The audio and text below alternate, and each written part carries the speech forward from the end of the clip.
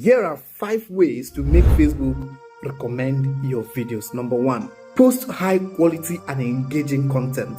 Post content that will make your audience stay. Do you get that? Number 2, optimize your video very well. Put title, put description on your video while uploading. Don't just upload it like that without putting anything at all.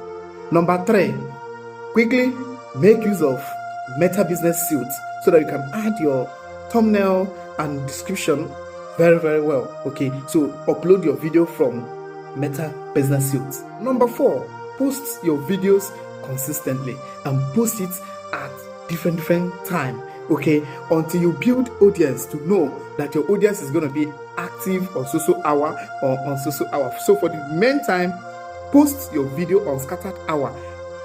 From there, you will not know where and when your audience is active online. Then the 5th one, which is the last one, is for you to encourage your audience to engage on your content. Encourage them to like your video, comment on your video, and share. And the last one I'm going to add is this: if you have any audience that is even engaging on your content without you telling him or her, please, you have to do giveaway. Give that person something because the person is really trying for you. If you like this video, click that follow button and then don't forget to like the video.